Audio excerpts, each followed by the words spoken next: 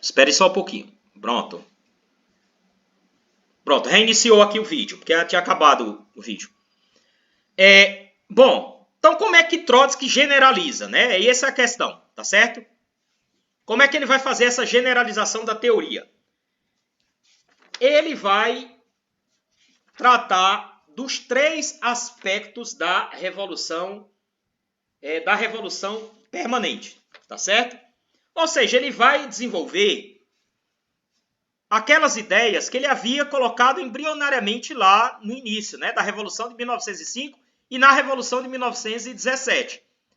Tá certo? Então, quais são os 3 aspectos da revolução, da teoria da revolução permanente, que vão ser desenvolvidos no livro A Revolução Permanente? Primeiro aspecto, a transformação da revolução democrática em revolução socialista.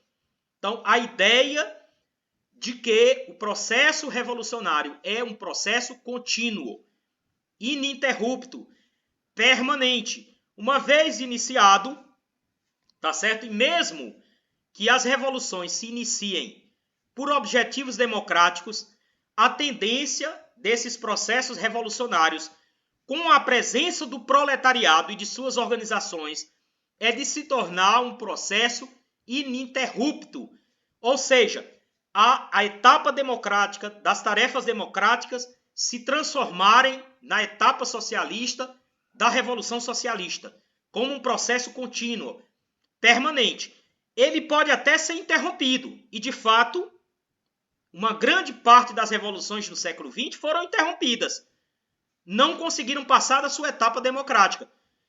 Tá certo? Foram interrompidas pela burguesia e pela pequena burguesia. Tá certo? Pela contra-revolução. Mas, uma vez iniciado um processo revolucionário, com a presença do proletariado como classe, na época imperialista, a tendência é que esse movimento tenha continuidade e que passe da sua etapa democrática para a etapa socialista. Porque a classe operária não vai se limitar à etapa democrática, porque isso não favorece o proletariado. Isso não atende às reivindicações do proletariado. Tá? Só atende às reivindicações e à estratégia do proletariado se essa revolução avançar. Se ela superar essa etapa democrático-burguesa e avançar para a etapa socialista propriamente dita. Então, como é que ele vai colocar essa questão aí no livro A Revolução Permanente? Tá certo? Isso é o que a gente chama do caráter permanente da revolução. Tá certo? Ele vai dizer o seguinte: os objetivos democráticos das nações burguesas atrasadas conduzem, em nossa época, à ditadura do proletariado. E esta põe na ordem do dia as reivindicações socialistas. Nisso consiste a ideia central da teoria da revolução permanente, não é? Que é exatamente essa ideia de que a burguesia não realiza as tarefas democráticas pendentes, é incapaz de realizar, e que só sobre um governo proletário, um governo do proletariado, uma ditadura do proletariado, é que é possível, não é? Implementar as tarefas democráticas, resolvê-las e transformá-las em tarefas socialistas, não é? Em reivindicações socialistas. Tá certo? Então, isso é o que dá o caráter permanente da revolução. Então, embora uma revolução comece por objetivos democráticos, tá certo? Exemplo, a derrubada de um governo ditatorial, tá certo? Ou pela resolução da questão agrária, ou pela independência nacional. Embora ela comece com objetivos democráticos inicialmente, esses objetivos democráticos não podem ser realizados pela burguesia. A burguesia é incapaz de realizá-los plenamente, na época imperialista. E apenas um governo proletário, um governo do proletariado, a ditadura do proletariado é que pode realizar plenamente essas tarefas. Tá certo? E, portanto, a revolução ela tem que avançar dessa fase democrática inicial para uma fase socialista, que é a tomada do poder pelo proletariado, né? O estabelecimento de uma ditadura do proletariado. Aí ele fala: se a opinião tradicional sustentava que o caminho da ditadura do proletariado passava por um prolongado período de democracia, a teoria da revolução permanente proclama que, nos países atrasados, o caminho para a democracia, para resolver as tarefas democráticas, passa pela ditadura do proletariado. Dessa forma, a democracia deixava de ser um regime de valor intrínseco para várias décadas e se convertia no prelúdio imediato da Revolução Socialista, unidas, a Revolução Democrática e a Revolução Socialista, ambas por um nexo contínuo. Entre a Revolução Democrática e a transformação socialista da sociedade, se estabelecia, portanto, um ritmo revolucionário permanente. Portanto, esse aí é o primeiro aspecto, tá certo?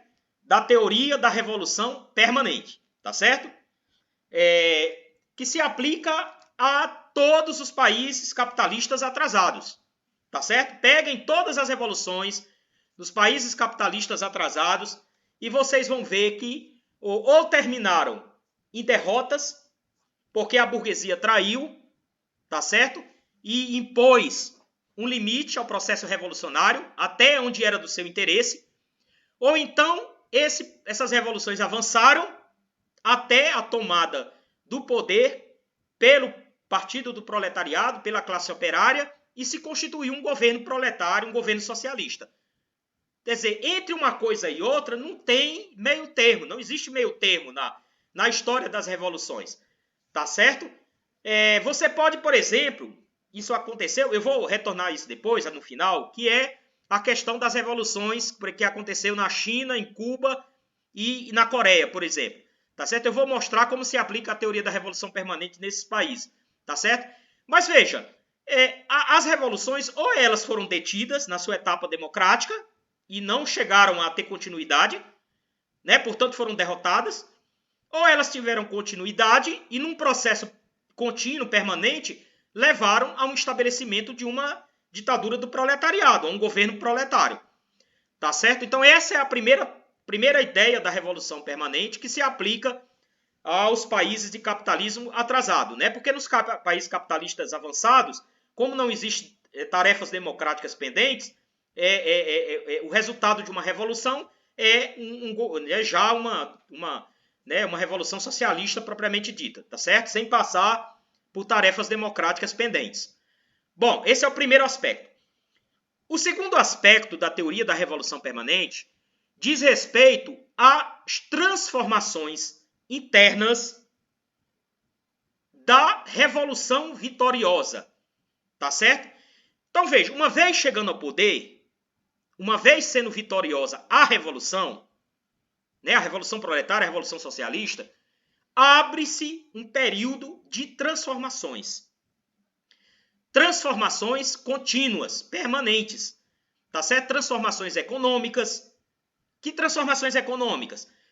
Planificação da economia, estabelecimento de um plano econômico, o controle operário do comércio, o controle do comércio exterior, o controle operário da produção, né? A resolução da questão agrária com a distribuição das terras aos camponeses, ou a coletivização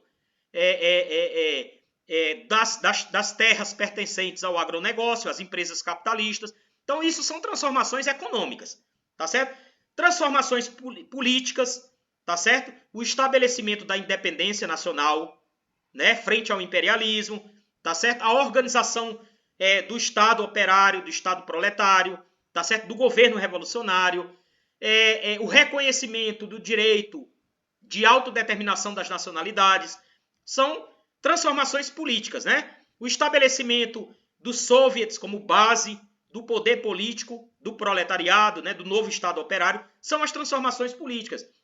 Transformações sociais profundas, tá certo? Não só em relação às relações de produção, que as relações capitalistas vão sendo substituídas por relações socialistas, tá certo? Transformações nas relações de propriedade, a propriedade individual burguesa vai sendo substituída pela propriedade coletiva dos meios de produção, tá certo? Transformações nas próprias condições da classe trabalhadora, do campesinato, né, dos artesãos, da população, tá certo? Nas suas condições de vida, no seu modo de vida, tá certo? Nas suas condições em termos de direitos, tá certo? E as transformações culturais, então transformações profundas, né, culturais profundas, não só em relação à educação, as transformações com relação à educação, tá certo? As diversas medidas tomadas pelo governo socialista em relação ao sistema educacional do país, o combate ao analfabetismo, a elevação do nível cultural das massas trabalhadoras, tá certo?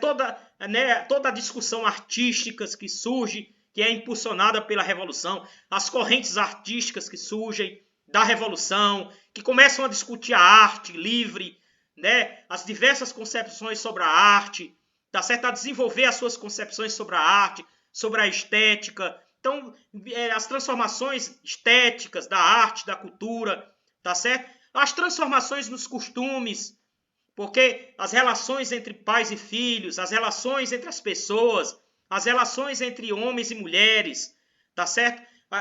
As relações matrimoniais, tá certo? As relações de pai e filho, os direitos, os deveres, tudo isso aí passa por um processo muito profundo de transformações.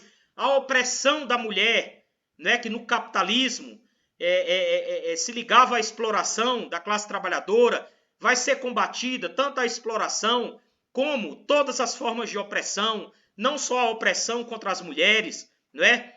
Estabelecendo novas leis de igualdade política, de igualdade jurídica total entre homens e mulheres, né? Mas estabelecendo também novas normas sobre a questão do casamento, sobre o matrimônio, né? O direito ao divórcio, o direito ao aborto, né?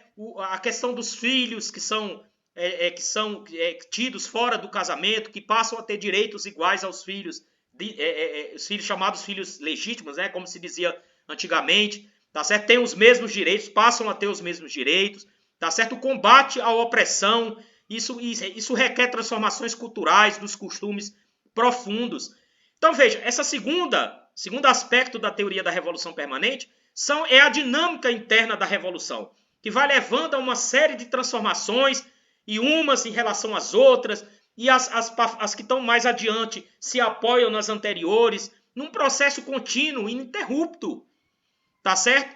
Até que se criem as condições, em termos de desenvolvimento das forças produtivas, materiais, que permita a passagem para o socialismo e ao comunismo, não é? Que o proletariado e a sociedade possa superar a primeira fase, que é a fase socialista, tá certo? De que modo? Desenvolvendo as forças produtivas que permita não só a abundância e a superação, não é? A superação das diferenças de classe, portanto a extinção das classes sociais, não é? Que permita a superação da alienação, da divisão do trabalho e da alienação que surge disso, e portanto a extinção do Estado, e com isso o ingresso na fase superior, não é, do comunismo, que é o comunismo propriamente dito. Então é uma transformação permanente, contínua. Esse é o segundo aspecto da revolução. O primeiro é a revolução, o estabelecimento da ditadura do proletariado, o único que resolve as questões, porque a burguesia é incapaz de fazer isso, não é? Porque a pequena burguesia é incapaz de fazer isso também, tá certo? E após a tomada do poder e o estabelecimento do Estado operário, essas transformações profundas em todos os aspectos da vida, inclusive no conhecimento também, aí entra a ciência, a filosofia, tá certo? O desenvolvimento avançado das ideias científicas, né? Da ciência, das pesquisas, em todos os aspectos, não só nas ciências naturais, mas nas ciências humanas também, na física, na química, na biologia, né? Nas ciências humanas como um todo, tá certo? Na filosofia. Então tudo isso aí é parte desse processo de transformações após a tomada do poder pelo proletariado e o estabelecimento do Estado operário. O terceiro aspecto da teoria da revolução permanente é as transformações né? Ou seja, o avanço da Revolução Socialista em nível internacional. É o aspecto internacional do processo revolucionário, né? Por quê? Porque a revolução, né? Isso todos os revolucionários concordavam. Até 1923 havia uma concordância nesse aspecto, que se a revolução permanecesse no nível nacional das fronteiras nacionais na Rússia, tá certo? Se ela não se desenvolvesse, não se expandisse para a Europa, os principais países capitalistas europeus e internacionalmente, não é? Se ela se mantivesse nos limites, tá certo? De duas uma. Ou e mesmo que ela conseguisse avançar em muita coisa, como de fato avançou lá na Rússia, né? Os primeiros 5 anos da Revolução, e mesmo depois, como fruto da Revolução, o desenvolvimento econômico na Rússia, né, de industrial, mesmo com esses avanços, se a Revolução se mantivesse nas fronteiras nacionais, ela seria sufocado a médio a longo prazo, tá certo? Por uma guerra imperialista, seria derrubado, né, o socialismo, o governo socialista, a ditadura do proletariado, ou então por transformações internas mesmo do país. A constituição de uma burocracia, porque não conseguia ir adiante, não conseguia avançar, né? E a constituição de uma burocracia interna ao regime, né, levaria ao sufocamento da revolução, não só o sufocamento ideológico, mas também o sufocamento econômico, porque desenvolvia até certo ponto, mas a partir de um certo ponto estagnava, porque os métodos burocráticos de organização da economia levam ao processo de estagnação econômica. Então, aconteceu na Rússia. Conseguiu desenvolver a indústria, a tecnologia até um certo ponto, mas não conseguiu superar o nível, por exemplo, dos Estados Unidos ou da Europa. Tá certo? Conseguiu, inclusive, avançar muito na tecnologia aeroespacial, mas chegou no limite em que a economia entrou em colapso, tá certo? Não conseguia mais se desenvolver, porque estava no limite ali, tá certo? Interno, e a desconexão entre os países onde tinha do leste europeu com a Rússia e com a China, né? Isso causa uma estagnação da economia e o processo da burocracia sufocando a vida interna do país, a vida política, a vida ideológica, cria as condições para o restabelecimento das relações de produção capitalista, que foi o que aconteceu na Rússia, né? Que os próprios comunistas, o Partido Comunista da União Soviética, uma ala do partido, foi quem levou à frente o processo de restabelecimento, de abertura e de restabelecimento das relações de produção capitalista no país, né? No caso, Gorbachev, Perestroika e Glasnost, e a outra ala, né, do Yeltsin aí, que deu um encaminhamento, e daí por diante a abertura, né, completa do país ao restabelecimento das relações de produção capitalistas, tá certo? Em relação, eu queria só aqui, antes de citar aqui uma passagem desse terceiro aspecto, que é o aspecto internacional, eu queria só voltar ao segundo aspecto das transformações internas, que eu acabei não lendo aqui a passagem do livro A Revolução Permanente. Vou ler para vocês. O segundo aspecto da teoria caracteriza a Revolução Socialista enquanto tal, ou seja, as transformações internas do Estado operário, né, do Estado socialista. Ao longo de um período de duração indefinida, porque não se pode dizer de antecipação quanto tempo vai durar essas transformações, né? E de uma luta interna constante, vão se transformando todas as relações sociais. A sociedade sofre um processo de metamorfose, transformação. É neste processo de transformação, cada nova etapa é consequência direta da anterior. Este processo conserva forçosamente um caráter político, ou o que é o mesmo, se desenvolvem através de choques dos distintos grupos da sociedade em transformação. As explosões da guerra civil e da guerra exteriores, foi o que aconteceu na Rússia, né? Uma guerra civil logo após a tomada do poder e uma intervenção do imperialismo, né? Sucedem períodos de reformas pacíficas. As revoluções da economia, da técnica, ou as revoluções na economia, da técnica, da ciência, da família, dos costumes, se desenvolvem em uma ação recíproca, ou uma relacionada com a outra, né?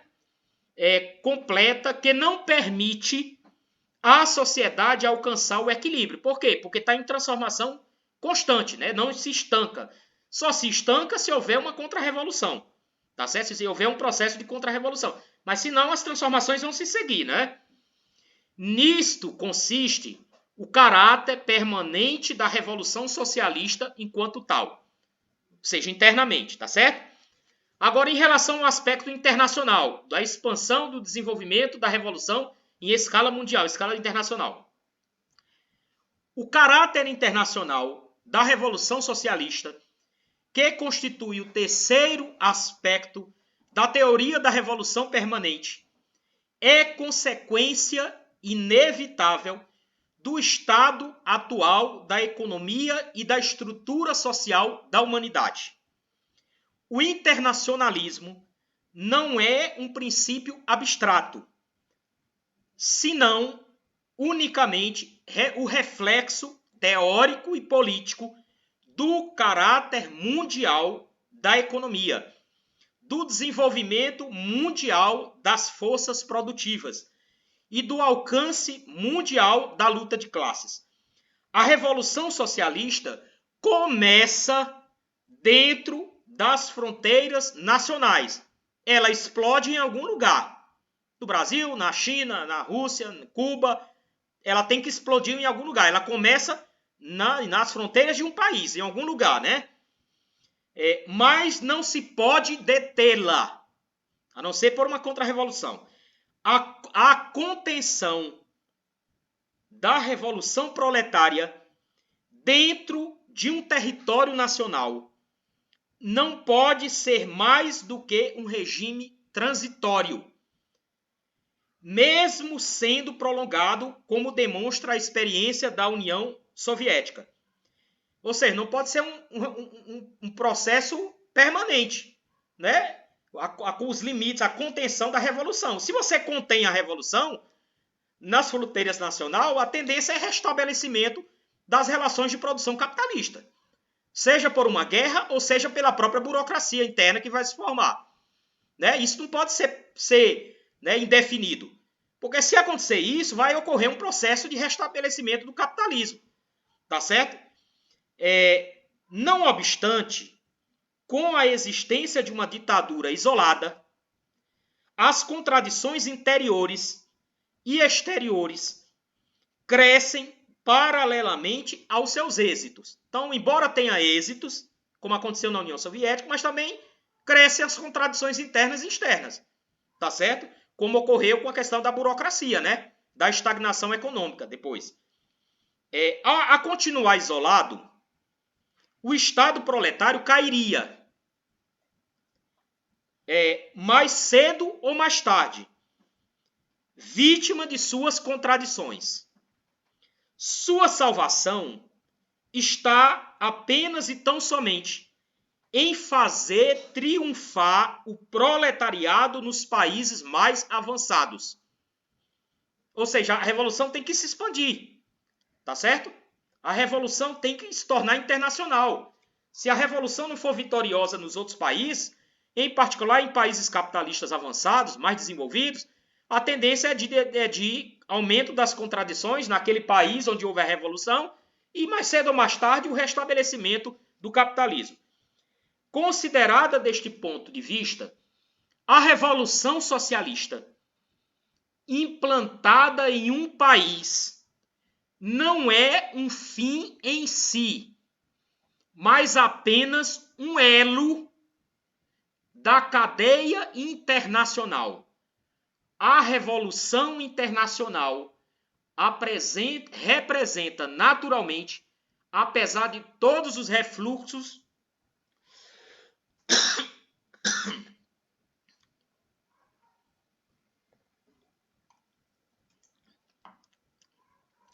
a revolução internacional representa naturalmente, apesar de todos os refluxos circunstanciais, um processo permanente.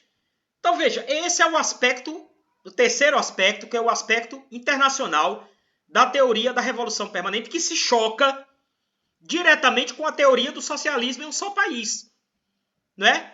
Que acreditava e defendia que era possível construir o socialismo nas fronteiras nacionais. Ou seja, uma espécie de socialismo nacional, né? Diferente do que Marx, Engels, Lenin, Trotsky, Rosa, Mell, Kautsky e outros defendiam na sua época revolucionária. Não é? Se choca. Então não é à toa que houve toda uma campanha, todo um embate, uma discussão, um conflito entre a teoria do socialismo em um só país e a teoria da revolução permanente.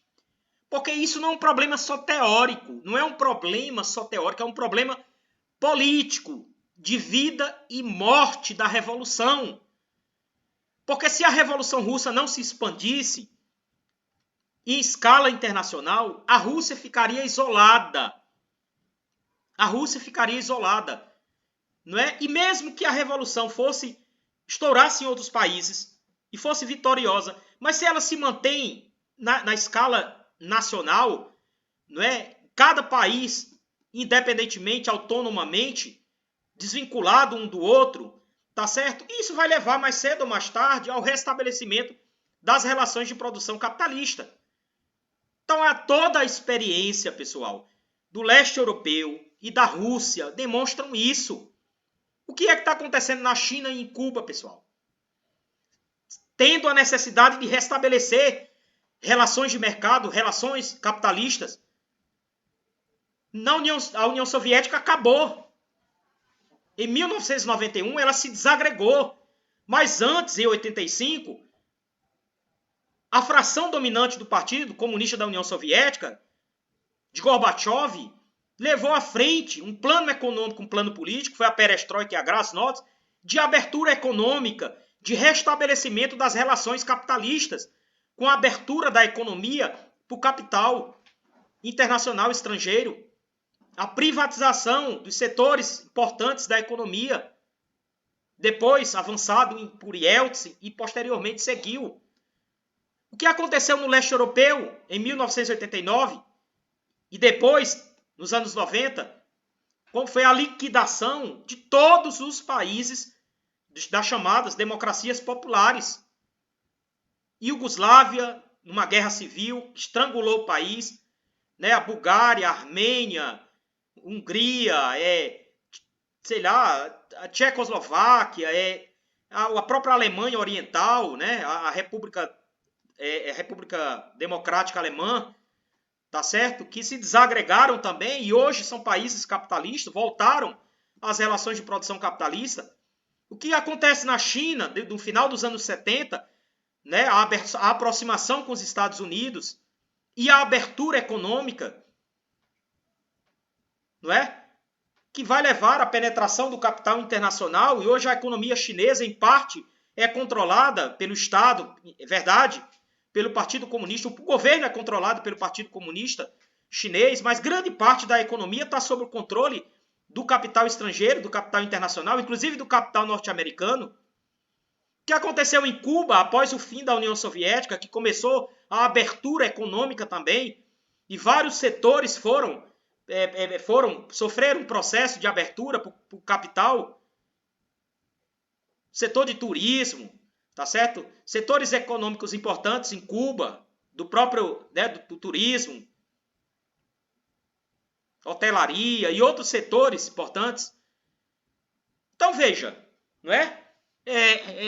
Trotsky colocou abertamente, o Trotsky fala isso, tanto na sua obra, né, A Revolução Permanente, mas mais abertamente na obra Revolução Traída, que é a próxima que nós vamos estudar. E no programa de transição, Trotsky fala isso abertamente, concretamente. Que a alternativa era essa, a continuar esse processo de isolamento de uma espécie de socialismo nacional, então, entendeu? E a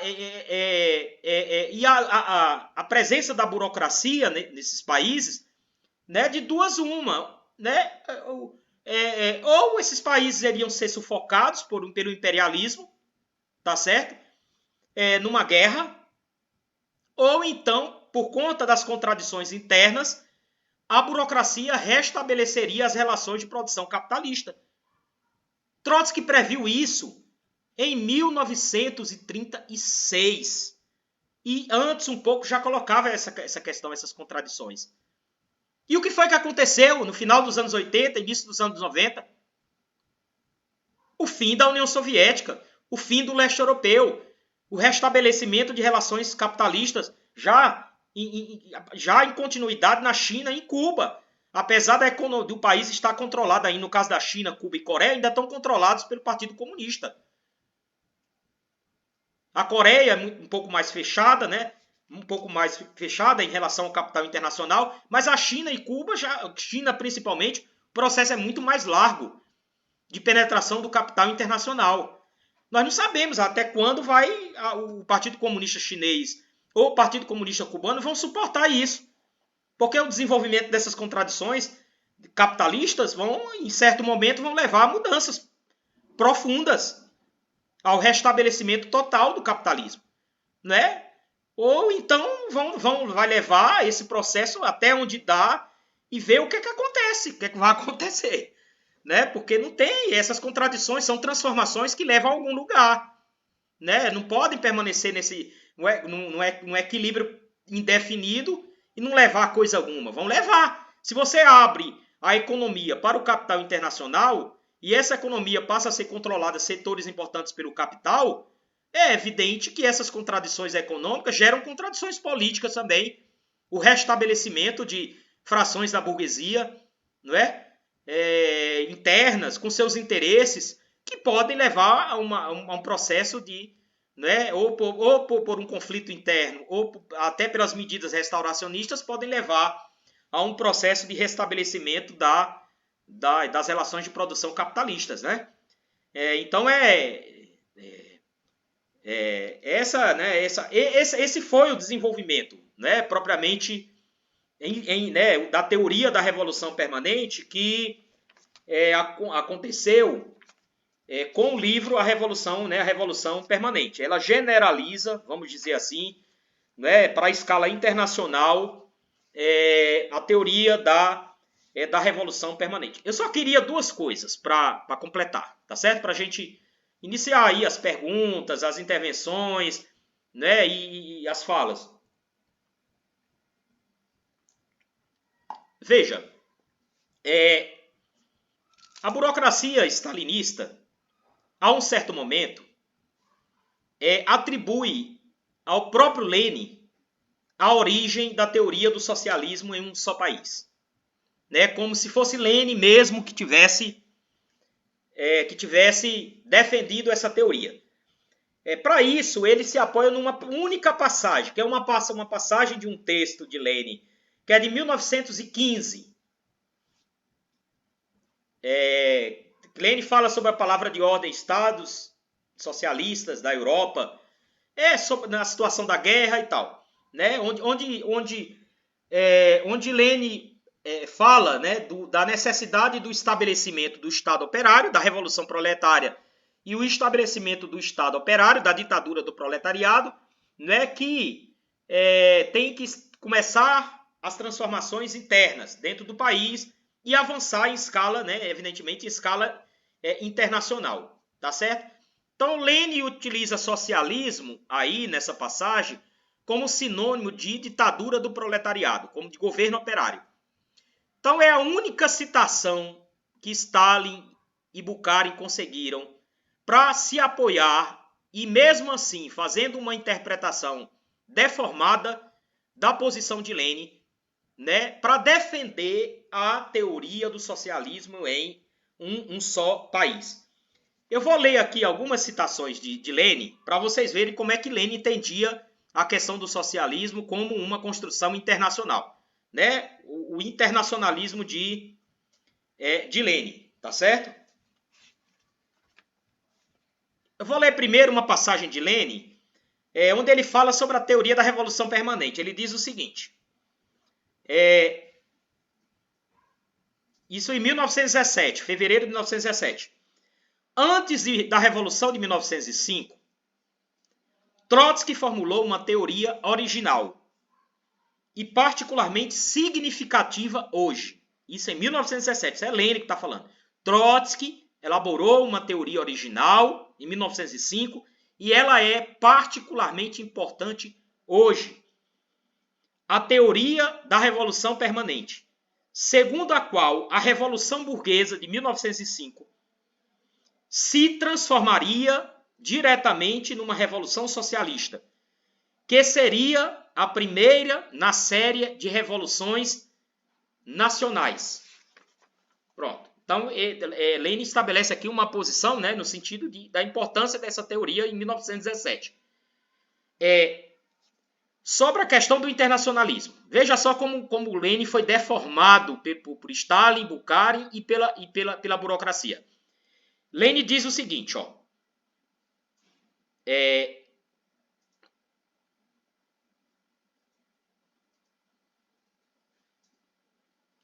Ele diz o seguinte, em 1917, em março de 1918, é uma lição, pois não cabe nenhuma dúvida de que, sem a Revolução Alemã, pereceremos. Sem a Revolução Alemã, pereceremos. Então veja que Lenin deposita as esperanças na Revolução Alemã. Sem a Revolução Alemã, pereceremos. O imperialismo universal e a marcha triunfal da Revolução Social não podem coexistir. Ou a Revolução avança, ou o imperialismo sepulta a Revolução.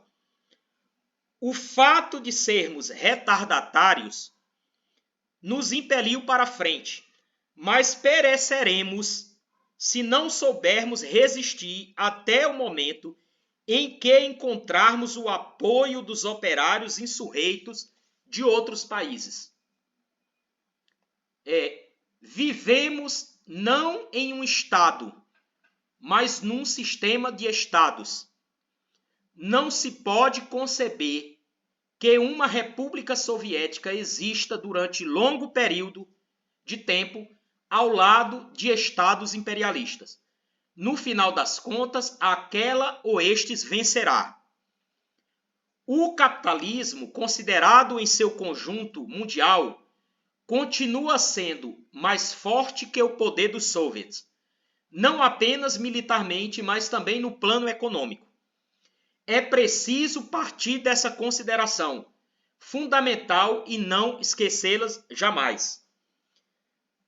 Passamos agora da guerra à paz, porém não nos esqueçamos de que a guerra voltará novamente. Ele está falando isso em 1920. Enquanto subsistirem capitalismo e socialismo, não poderemos viver tranquilamente, afinal de contas, um ou outro vencerá. Cantar-se-á o requiem, seja da República dos Soviets, seja do capitalismo mundial. A situação presente é apenas de adiamento da guerra. Aí, foi criado um equilíbrio sumamente frágil, sumamente instável. Um equilíbrio tal, isso em 1921, um equilíbrio tal que a República Socialista pode existir, posto que não por muito tempo, certamente rodeada de países capitalistas. Tornava-se evidente para nós, sem o auxílio da Revolução Mundial, era impossível o triunfo de nossa Revolução Proletária. Tanto antes quanto depois da Revolução, pensávamos imediatamente, ou pelo menos em muito pouco tempo, produzir-se-á uma revolução nos países retardatários ou nos que estão mais desenvolvidos do ponto de vista capitalista. Em caso contrário, teremos que perecer. Embora tivéssemos consciência disso, fizemos sempre o possível para conservar a todo custo o sistema soviético, pois sabemos que trabalhamos não unicamente para nós mesmos, mas para a Revolução Internacional. Bom, né, a gente vê claramente que Lenin, tal como Trotsky, tal como Marx, né, encaravam o processo da Revolução como um processo mundial internacional. Tá certo? Vou citar aqui Marx, em 48. Olha o que ele fala sobre a questão do socialismo como um processo internacional. Da mesma forma como acreditavam poder emancipar-se ao lado da burguesia, os trabalhadores acreditavam igualmente que lhe seria possível levar a cabo, isso os trabalhadores lá em 48, uma revolução proletária dentro das fronteiras nacionais da França, continuando as demais nações sob regime burguês. Porém, as relações francesas de produção estão condicionadas pelo comércio exterior da França, por sua posição no mercado mundial e pelas leis que regem esse mercado. Por sua posição no mercado mundial e pelas leis, como a França pode romper essas leis sem uma guerra revolucionária europeia que repercutisse sobre o tirano do mercado mundial, sobre a Inglaterra. Então veja que Marx encara também o próprio processo da Revolução como um processo, em escala internacional, tá certo? Lá nos princípios do comunismo, o Engels fala a mesma coisa, que não é possível o socialismo nas fronteiras de um só país. Diz isso abertamente, vamos dizer assim, sem nenhum rodeio, tá certo? Bom, então, em síntese, essa é a teoria da revolução permanente, tá certo? Como vocês veem, tá certo? Todas as questões discutidas por Marx, por Engels, na Revolução de 1905, na Revolução de 17, são plenamente atuais, tá certo? Não é à toa que nós estudamos Lenin, que nós estudamos Trotsky, que nós estudamos Rosa Luxemburgo, que nós temos que estudar Marx, Engels, tá certo? É porque todas essas questões, pessoal, elas são atuais. Até as questões levantadas pela Revolução Francesa são atuais. Tá certo? São atuais. Imagine as questões levantadas, pela Revolução Russa, imagine, tá certo? A questão da revolução, a dinâmica da revolução, o papel do proletariado, a relação do proletariado com o campesinato, com as outras classes, tá certo? O papel da burguesia, se a burguesia tem capacidade ou não de levar um processo revolucionário até o final, a questão das tarefas democráticas pendentes dos países capitalistas atrasados, como a questão agrária, tá certo? O processo da revolução, a experiência das revoluções do século XX, Então, todas essas questões são atuais. Então, não é por acaso, e para concluir, essa discussão sobre neo-stalinismo, sobre Stalin, sobre Trotsky, não é à toa que isso está vindo à tona agora, não. Tá certo? Isso aí ficou incubado durante um tempo, por força do fim da União Soviética, nos anos 90, e do fim do leste europeu, tá certo? Isso ficou incubado e está vindo à tona de novo. Porque essa discussão, esse debate, coloca questões do processo revolucionário, tanto dos países capitalistas avançados, Europa, Estados Unidos, Japão, como nos países capitalistas mais atrasados, dependentes, como Brasil, América Latina, África, na Ásia. Entendeu? São questões atuais. São questões atuais. Até a intervenção política dos socialistas nas eleições e nas frentes está embutido nesse problema. Por exemplo, quando se defende a frente ampla com a burguesia, com partidos da burguesia, isso tem implicações políticas na questão da organização dos trabalhadores, no avanço do movimento revolucionário dos trabalhadores. Isso põe cada vez os trabalhadores mais distante de qualquer possibilidade de socialismo ou de revolução. Quando se diz que a burguesia é uma classe progressista e revolucionária e que deve apoiar os governos burgueses, isso tem implicações do ponto de vista político, porque isso significa submeter o proletariado e a sua organização política a esses governos, aos partidos da burguesia. Todas essas questões são relevantes, não é à toa que a gente está discutindo isso. Entendeu? Agora, qual é a questão fundamental? É discutir de maneira séria, tá certo? Discutir de maneira séria, como revolucionários, como socialistas, sem subterfúgios, tá certo? Sem cinismo,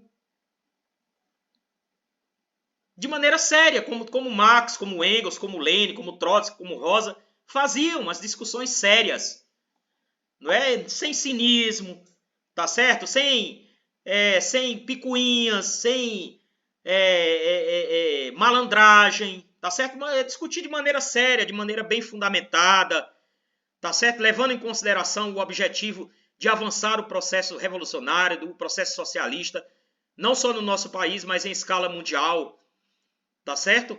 Então é assim que se tem que fazer as discussões. É assim, com base na experiência. Porque não é só uma discussão intelectual, não é uma discussão acadêmica. Não é tese contra tese, tá? Não é para desenvolver conhecimento acadêmico, não é isso, tá certo? É um debate com base na experiência, na história, levando em consideração as experiências da luta de classe e do processo revolucionário, não só no século XIX, mas ao longo do século XX.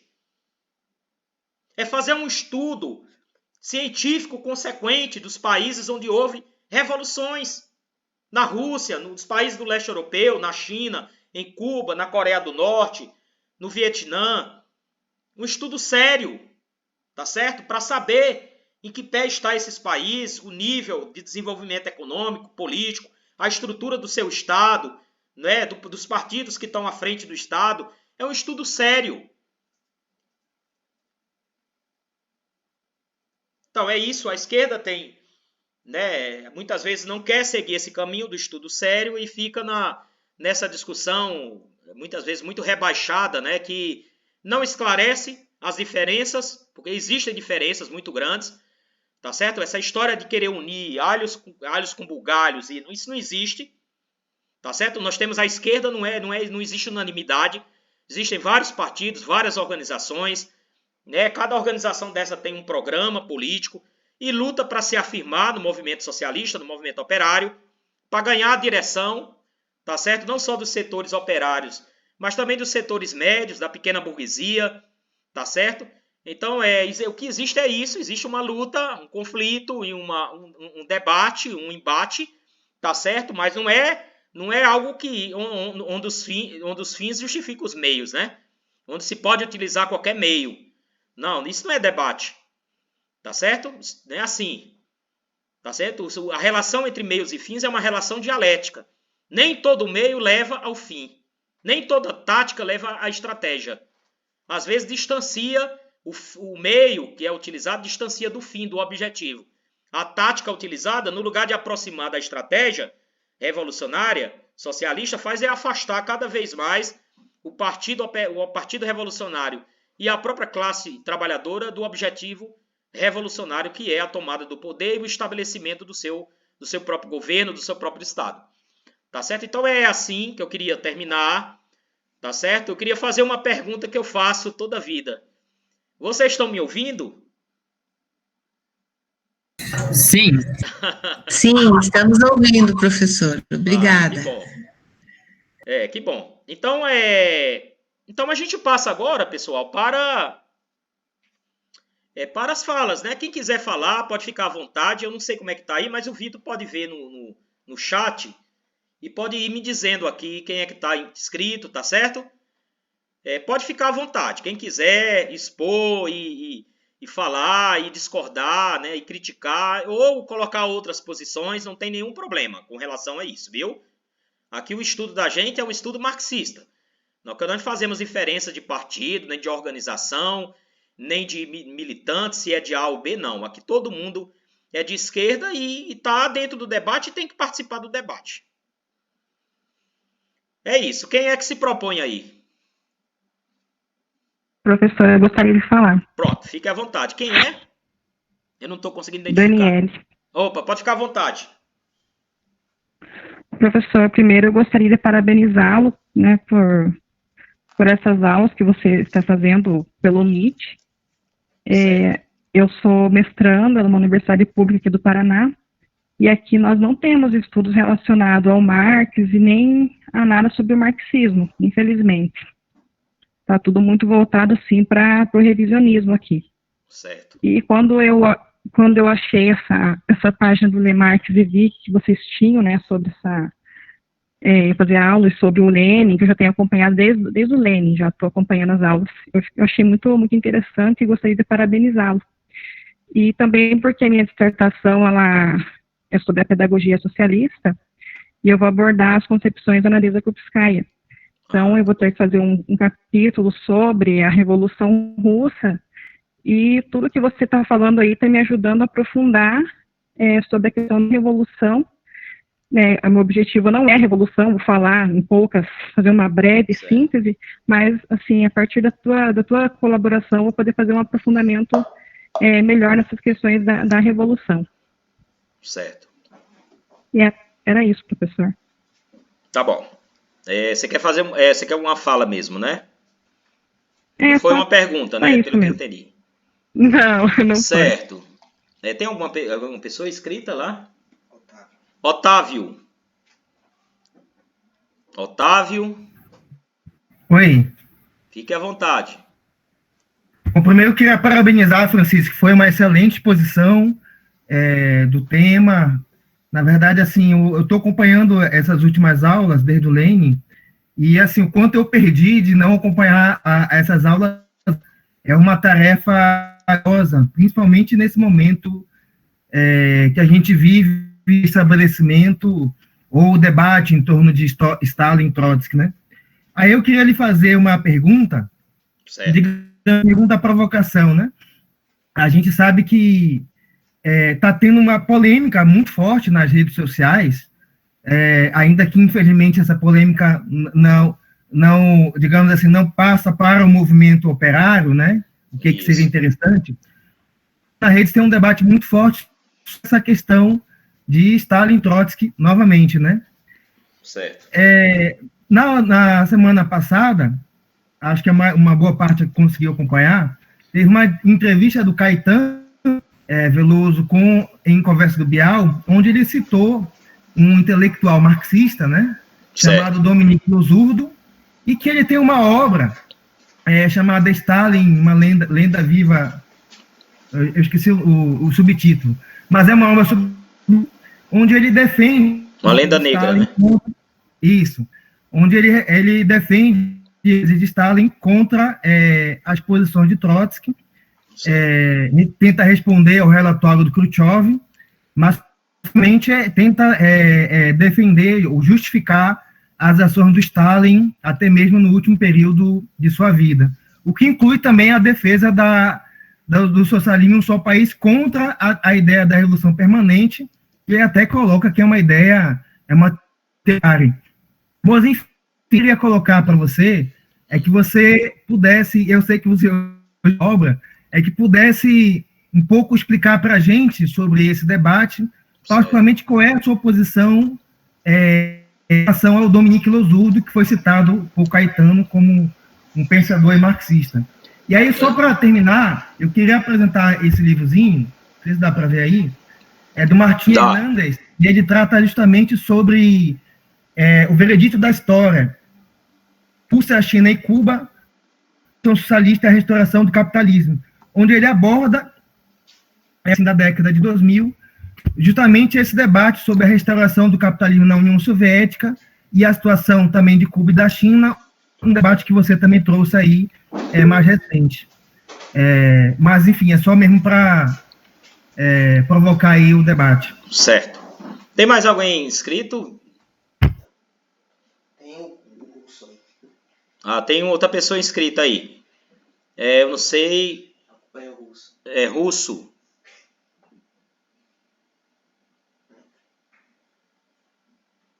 Não sei se ele tá aí.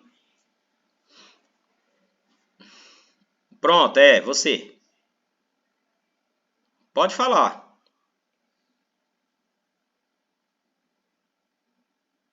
O microfone não abre. Como é que a gente faz aqui para abrir o microfone dele? Aí só você que consegue, viu? Porque a gente aqui só consegue fechar, né? Mas o abrir não tem como.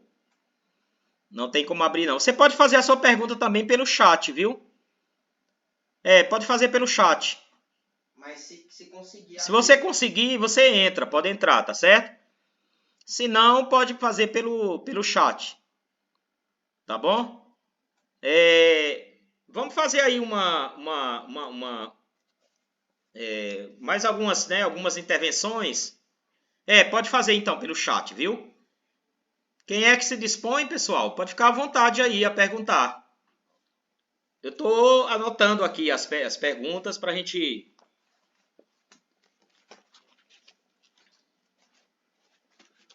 Dá uma olhada aí, Vitor, se tem. Tem alguma pergunta aí no chat? Marília Gabriela. Pode ficar à vontade, Gabi.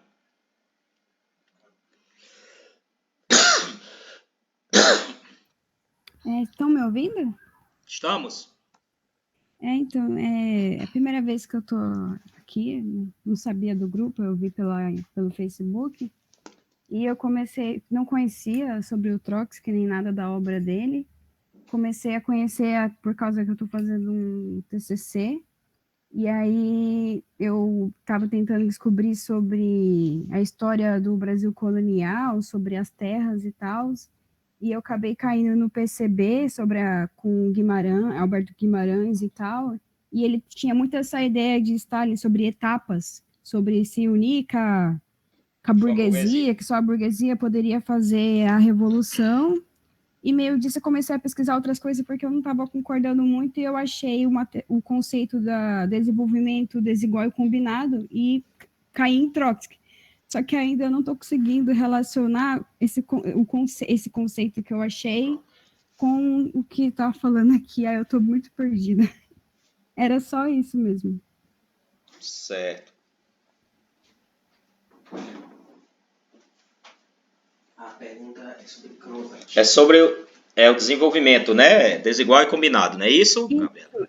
Eu queria entender mais porque eu quero usar esse conceito no meu TCC e era só isso mesmo. Certo. Tem uma outra pergunta que fizeram, qual foi, Vitor? Sim, o comentário do russo sobre Kronstadt. Kronstadt. Ele diz assim, a burguesia usa essa situação na Rússia para dizer que o partido bolchevique é autoritário. Que o senhor comente. Certo, Kronstadt. Mais alguma? Eu vou responder a essas 3 perguntas e aí... Aí a gente passa então, tá certo? Para as outras perguntas. Para uma segunda onda aí de perguntas. Primeiro em relação à pergunta do Otávio, né? Deixa eu colocar aqui, se eu só colocar aqui... Bom, pessoal, peraí, só calma, porque eu tô... Pronto.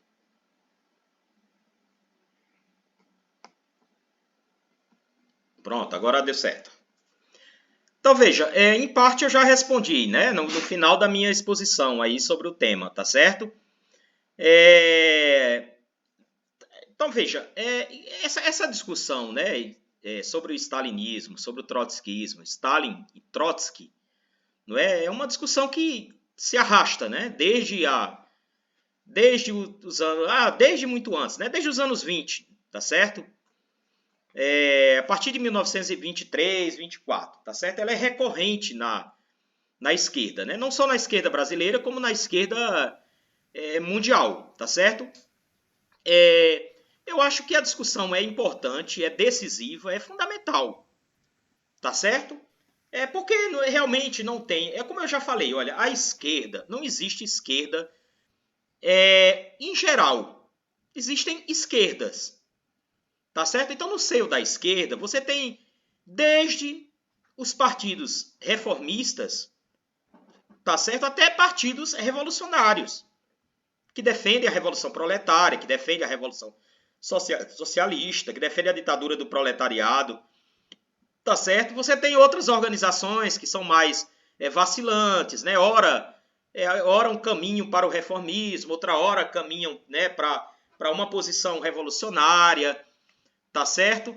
E mesmo entre as correntes reformistas, os partidos reformistas, você tem diferenças, tá certo? Entre eles, tá certo? Então não há uma esquerda homogênea. Isso não existe, tá certo? Por isso, quando a gente fala de união da esquerda, unidade da esquerda, a gente tem que saber o que é a união da esquerda, tá certo? A esquerda tem que se unir para lutar, na luta, tá certo? Porque a questão da unidade teórica, da unidade política, da unidade organizativa, isso é algo mais complicado, né? Porque cada corrente, cada partido político tem o seu programa, tem a sua estratégia, tem a sua tática, né? No movimento social, tá certo? A esquerda, os partidos de esquerda, as correntes de esquerda têm que se unir nas frentes, tá certo? Nas frentes concretas, né? A unidade de ação concreta, tá certo? E nas frentes políticas, ou se for possível, se for necessário, em determinadas condições, tá certo? Mas a gente tem que entender a união, a unidade da esquerda nesse sentido, a necessidade de construir a frente. Por exemplo, agora, nós temos a necessidade de construir a frente única das organizações operárias, das organizações dos trabalhadores, né, de sindicatos, centrais, partidos, movimentos, uma frente única para combater as reformas, as contrarreformas do governo, né, os retrocessos em termos de direitos e sociais, né, para combater o avanço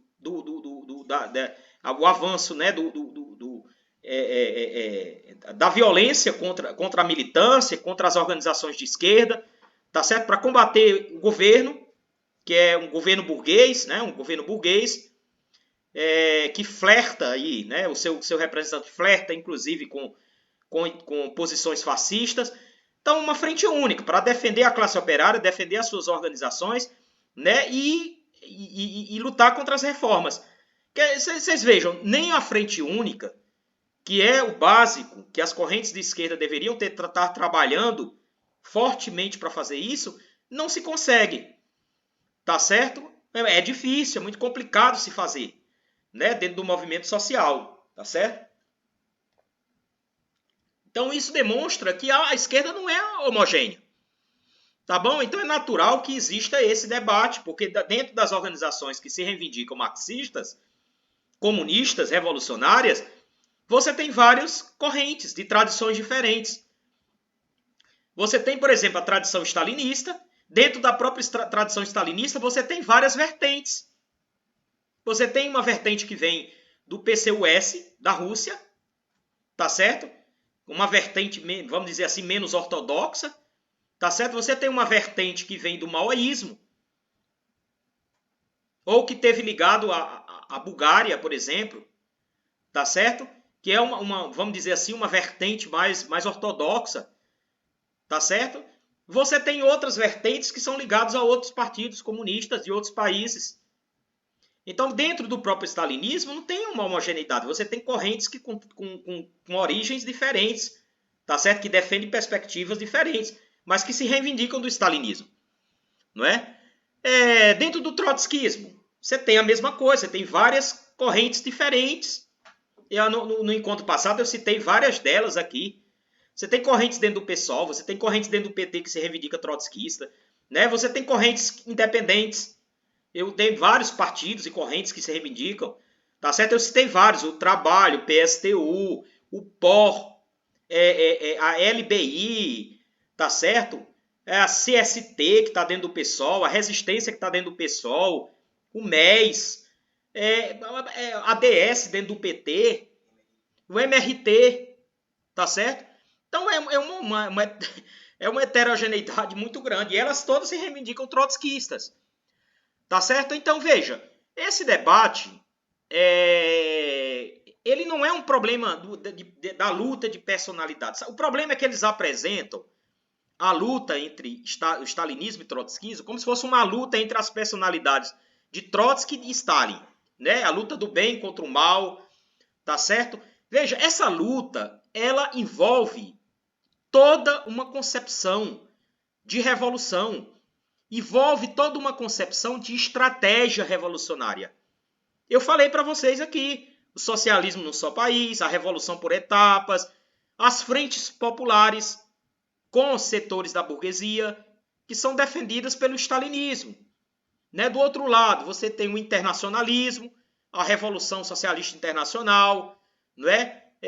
A Revolução Permanente e a tática da Frente Única, que é defendida pelos trotskistas. Então você tem toda uma concepção de revolução, de estratégia e de tática que está embutida e que muitas vezes se apaga por conta, né, de uma luta, como se fosse uma luta pessoal de Stalin contra Trotsky, né? E fica uma luta na internet, e as brincadeiras, né? A destilação do ódio e as brincadeiras, né? As chacotas, as picuinhas, né? E não se aprofunda nada disso aí, né? Quer dizer, a luta, a questão do stalinismo e trotskismo, ela é uma questão importante porque ela está ligada a uma estratégia sobre o socialismo. Ela está ligada a uma tática revolucionária. Ela está ligada a uma concepção de revolução, que são muito diferentes, tá certo? Que tem, podem ter elementos que vêm de uma tradição comum, que é o marxismo, mas que se confrontam entre si, que tem um oceano entre elas, em termos de análise, né? Em termos, tá certo? Em termos de intervenção prática. Então, eu entendo a importância desse debate nesse sentido, tá certo? Eu, por exemplo, eu não gosto muito de intervir nesses debates por internet, exatamente por conta disso, né? Porque eu sei que, no final das contas, isso aí vai dar em outra coisa, menos no avanço efetivo do movimento operário. É que o Otávio disse, é uma discussão que não chega nos trabalhadores, nos operários, tá certo? Porque essas correntes, em geral, elas não têm muita penetração na classe operária, né? Não são correntes que dirigem setores importantes da classe operária, tá certo? Então, certamente, tá certo? Essa discussão vai se tornar muito mais relevante se ela for feita do ponto de vista prático, relacionado com a intervenção prática na luta de classe, no movimento social, as correntes se diferenciando entre si, a partir do seu programa, a partir das suas ideias, a partir das suas concepções, porque para o marxismo a prática é o critério da verdade. Por exemplo, o trotskista não vai conseguir convencer um stalinista simplesmente por uma discussão teórica, tá certo? Muitos deles já estão convencidos, tá certo? Eles não vão se tornar trotskista porque o trotskista conseguiu argumentar melhor do que o stalinista. E o stalinista, por outro lado, não vai conseguir convencer um trotskista de que eles estão corretos. O que vai dizer se eles estão corretos ou não é a intervenção prática na luta de classe, no dia a dia, na luta revolucionária. É isso que vai dizer, porque o critério da prática é a história. O critério da teoria, né, da verdade, é a história. Não é a teoria por si própria, tá certo? Então, por quê? Eu sou trotskista, desde o início da minha militância, desde o início dos anos 90.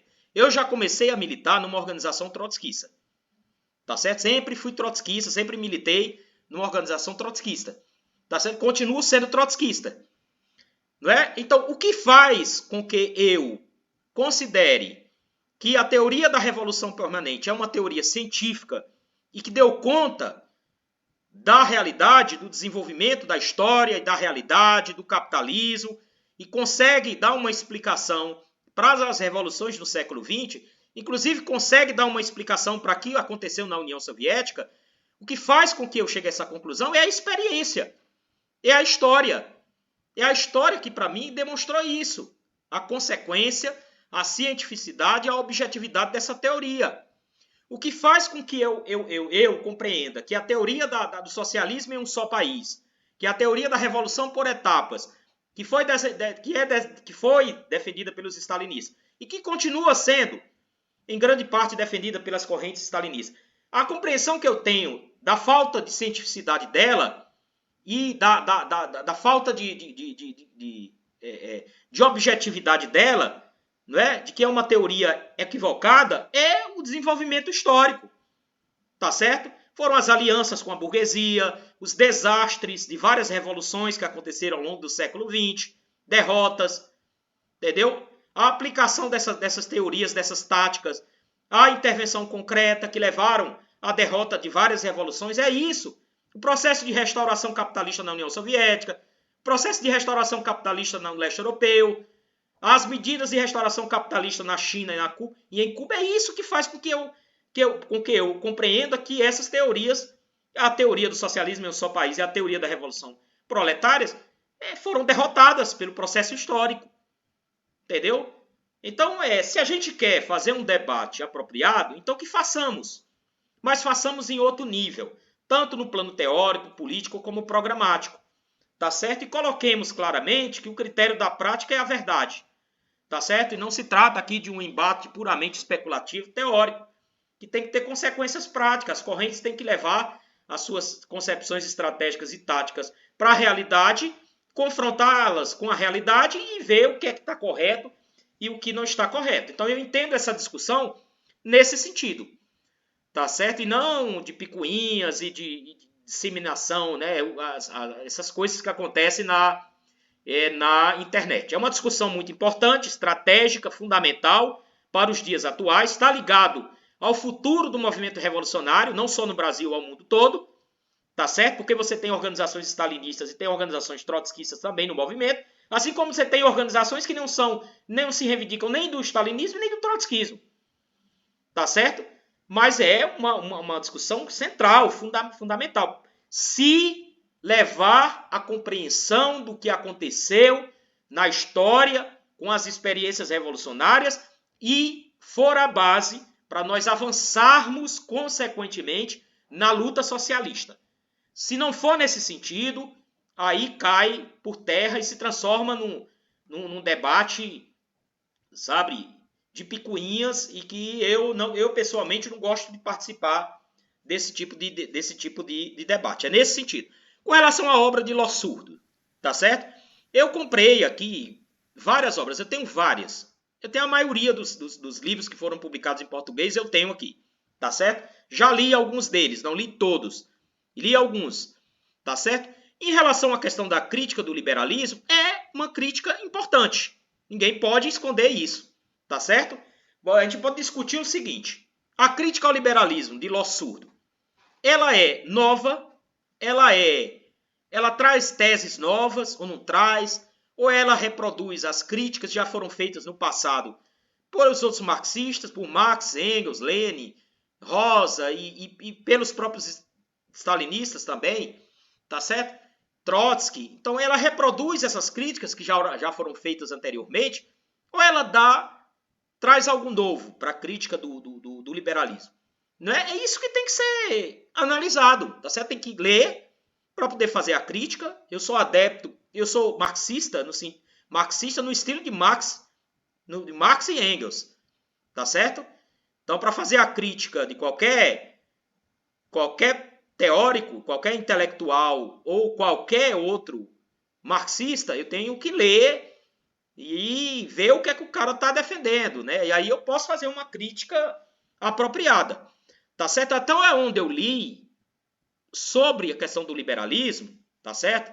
A contra-história do liberalismo, me parece que ele recoloca essa questão, né, da crítica da história do liberalismo, né, de todas as façanhas, né, dos governos liberais, o que eles fizeram, né, ao longo da história aí dos últimos séculos, né, muita coisa, a meu ver, não é nova, tá certo? A não ser dados mais atuais e mais do século XX, que ele agrega à crítica do liberalismo, mas grande parte dessas críticas já foram feitas, não só por Marx e Engels, mas foram feitas pelos revolucionários no século XX, tá certo? Demonstrando a incoerência do pensamento liberal, do liberalismo, né? A relação do liberalismo com a escravidão, a relação do liberalismo, né, com a opressão, com a exploração da classe trabalhadora, com as guerras, com o imperialismo, com as guerras imperialistas, tudo isso aí já foi objeto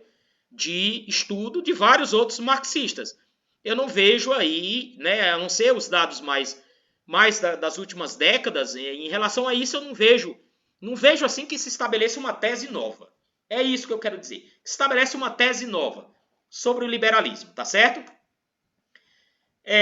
Eu acho que o problema mais grave do Lossurdo, e aí é o erro fatal dele, é a sua biografia sobre Stalin. tá certo? É a sua biografia sobre Stalin que, de fato, me parece, né, que traz algumas aberrações em termos históricos e chega mesmo a falsificar determinadas passagens da história.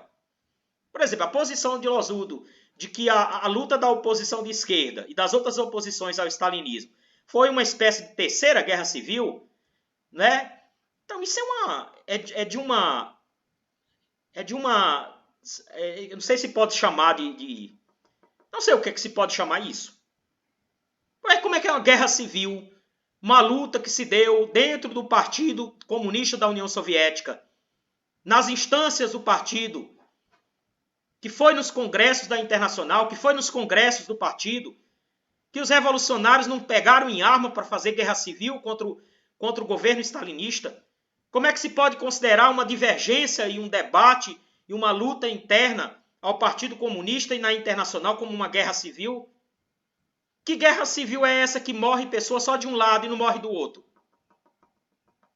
Que guerra civil é essa que leve à morte de quase toda a direção do partido bolchevique que fizeram a Revolução de 1917? Quase toda. Os principais nomes do partido, excetuando Lenin e alguns outros, todos foram mortos, assassinados. Zinoviev, Kamenev, Bukharin, o próprio Trotsky, outros grandes personalidades, como Pachucanes, e outros milhares de bolcheviques e de revolucionários que foram processados nos processos de Moscou e foram levados à forca. Ou seja, que eu quero dizer, foram fuzilados, foram mortos. E os milhões de revolucionários e ativistas que foram colocados no gulag, nos gulags. Você sabe quantas pessoas morreram no gulag de 29 a 53? Foram 3 milhões de pessoas que morreram. E quase 20 milhões, ou pouco mais do que isso, passaram pelos gulags. E como é que você pode classificar isso como uma guerra civil armada, uma guerra civil? Eu entendo guerra civil uma guerra armada, né? Onde uma parte morre, é presa, encarcerada, é exilada. Os principais lideranças da Revolução de 1917 morrem. E não morre ninguém lá do outro lado. Ou morreram poucos, eu não sei, mas não sei de que foi. Não foi de ações da oposição de esquerda. Então, isso é débil, isso é uma tese débil, que não passa pelo crivo da história nenhuma e que beira a uma falsificação. E a gente tem que colocar isso, pessoal. E olha que eu sou muito criterioso no debate. Entendeu? Tem que ser sincero. Se ele quer legitimar e reabilitar Stalin, que o faça com propriedade histórica, de maneira fundamentada, e não com base em alegações que não passam pelo crivo da história. Nenhum historiador do mundo sério aceitaria uma tese dessa, de que o que aconteceu com a oposição de esquerda e com os outros revolucionários e com a direção do Partido Bolchevique assassinada foi porque eles travaram uma guerra civil contra Stalin, contra o governo de Stalin. Que absurdo isso! Bom, isso é alguns dos aspectos, mas eu digo para você, né? Eu acho que tem que ser estudado, tá certo? Eu jamais diria para quem quer que seja que não estude de maneira nenhuma, né? Pega as obras do Lossurdo, estudem, tá certo? E tirem as suas próprias conclusões. Mas façam isso de acordo com a história, com a experiência. Não é tomar o pé da letra, nem retoricamente, nem especulativamente. Essa é a minha posição sobre essa questão. A Gabriela, questão do desenvolvimento desigual e combinado. Então, veja só, esse conceito do desenvolvimento desigual, ele já está em Marx e Engels, tá certo? Todas as obras de Marx e Engels é a expressão disso, tá certo? Quando eles analisam não só as diferentes conjunturas econômicas e políticas dos países, os diferentes níveis de desenvolvimento econômico, social, político, cultural dos países, tá certo? Por exemplo, a Alemanha, a obra Revolução e Contra-Revolução na Alemanha, de Engels, é uma obra onde se expõe claramente a ideia, né, do desenvolvimento desigual. Tá certo? As obras sobre a França, sobre a Revolução Francesa, sobre a Comuna de Paris, os diversos textos econômicos de Marx. Marx escreveu centenas de textos sobre economia, sobre conjuntura econômica na Europa, no mundo todo, Estados Unidos. As análises de Marx sobre a guerra civil nos Estados Unidos, sobre a escravidão, sobre a luta contra a escravidão dos negros norte-americanos. Os próprios textos de Marx sobre a China, sobre a Índia, analisando a situação desses países, social, econômica, política desses países. Então, as obras de Marx, em si próprias, já são expressão dessa ideia do desenvolvimento desigual, tá certo? E combinado. Essa ideia foi retomada por Lenin, tá certo? O Lenin desenvolve essa ideia do desenvolvimento desigual na história, né? Não só entre os países. Né? A maior expressão disso, na atualidade, é você ter as potências imperialistas, de um lado, tá certo?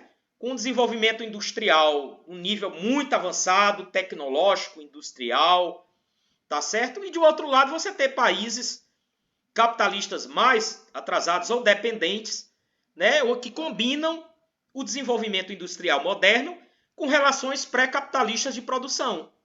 Por exemplo, o Brasil. Você tem a indústria moderna de última geração, né?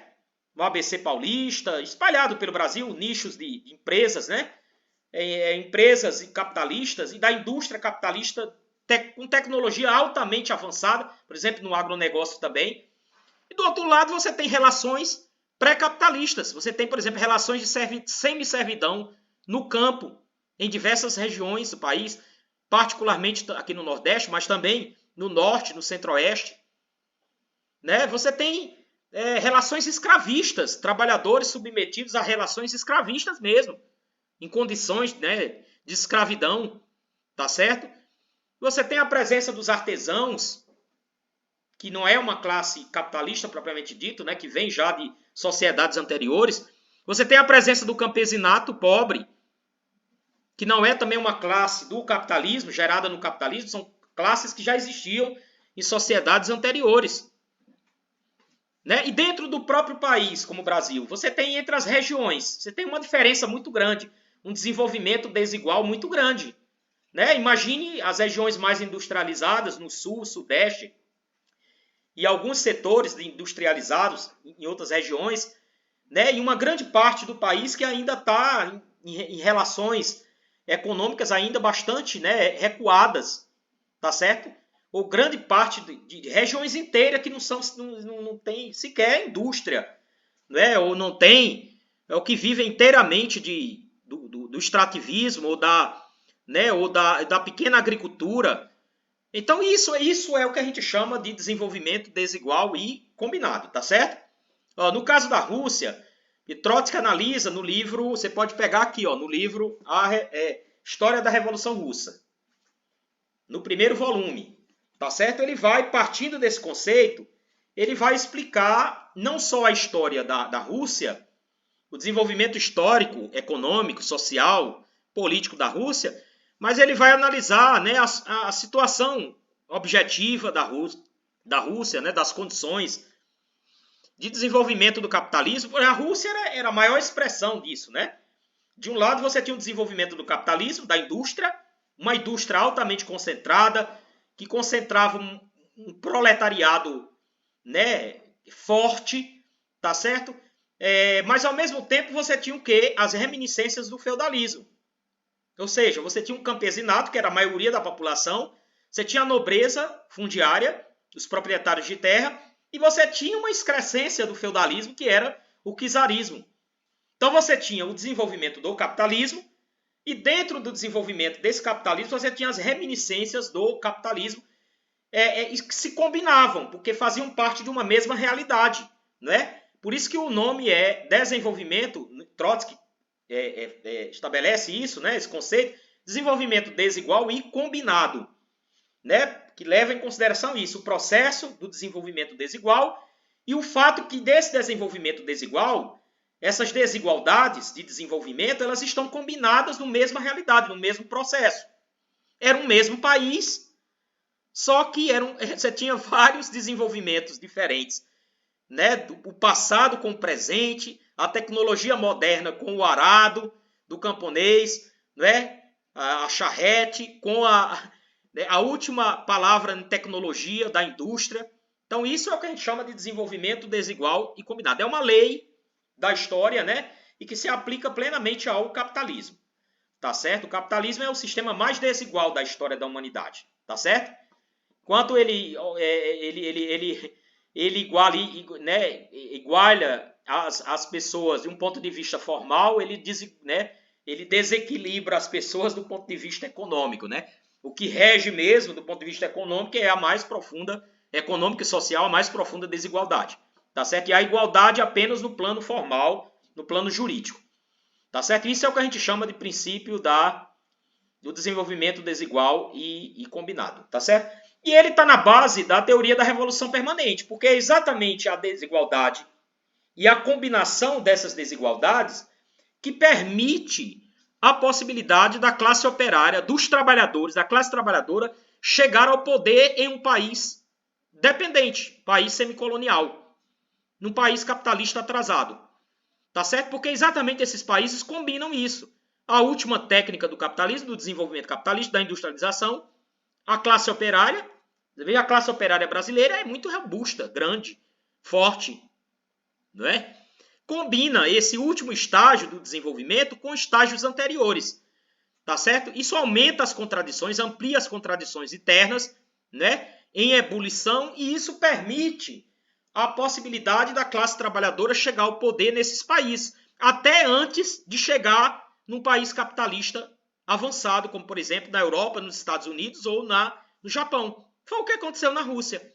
País muito atrasado, quase que semi-feudal, mas que tinha já uma indústria importante, tinha uma classe operária combativa e organizada.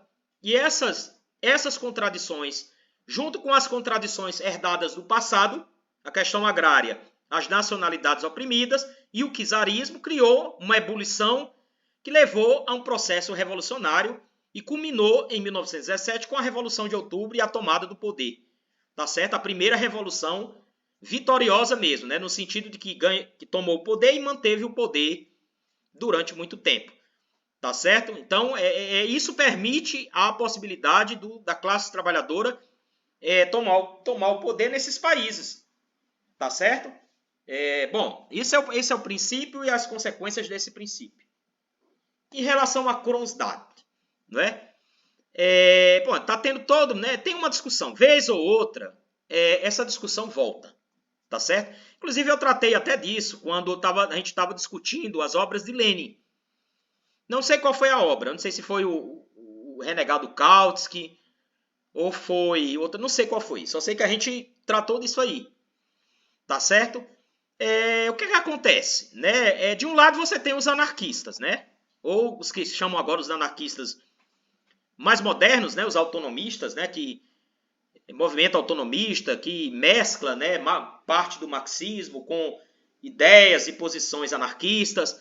Então, de um lado você tem esses setores, né? Que reivindicam a rebelião de Kronstadt, a insurreição de Kronstadt. E também a insurreição na Ucrânia, né, de Nestor Makhno. Então eles reivindicam, tá certo? Eles analisam que eles têm uma ideia de que a revolução se desvirtuou ainda na época de Lenin, tá certo? Muito antes, tá certo? E isso logo depois aí já na época de Brest-Litovsk, e também quando houve o conflito com Nestor Makhno na Ucrânia, tá certo? Que o Exército Vermelho se confrontou com o Exército de Makhno, tá certo? E teve que desagregar o Exército de Makhno, tá certo? Então, a partir dali, eles já praticamente consideram a revolução já burocratizada e desvirtuada, tá certo? E aí eles se apoiam principalmente na questão de Kronstadt, né? Então, veja, a rebelião de Kronstadt, então, quando você tem aquele levante, né, ocorre numa situação muito difícil. A Rússia estava saindo de uma guerra civil, tá certo? Com focos, né, de resistência interna e internacional, tá certo? da burguesia e do imperialismo. Então, estava numa situação muito difícil do ponto de vista econômica, tá certo? Porque a economia ficou destroçada. Vocês imaginem um país que passou por uma guerra civil, de 1918 até 1920, 21, por aí, tá certo? É um país que foi estraçalhado, teve a sua economia estraçalhada, tá certo? Ferrovias, as indústrias, tudo que você pensar foi estraçalhado pelas tropas imperialistas, né? E pelas tropas burguesas do Exército Branco, né? Então a economia do país estava aos frangalhos, tá certo? Então existia muito inconformismo interno, evidentemente existia, tá? Inconformismo dos próprios trabalhadores em relação aos salários, às suas condições de vida, né? Nesse período. Existia inconformismo dentro do próprio partido. Por exemplo, se formou primeiramente uma chamada oposição operária, né, que era a Krupskaya, fazia parte dessa oposição. A Alexandra Kollontai, aliás. Krupskaya não, me desculpe. A Alexandra Kollontai fazia parte dessa oposição, a primeira oposição operária, tá certo? Que fazia uma discussão, uma crítica em relação à questão dos sindicatos, tá certo? Ao movimento sindical e em relação à questão dos trabalhadores, tá certo? Fazia uma crítica, que era uma crítica importante, claro, evidentemente, tá certo? Ninguém pode dizer que não foi importante, foi, né? Foi importante também. Lenin considerava importante também, tá certo? Essa crítica, tá certo?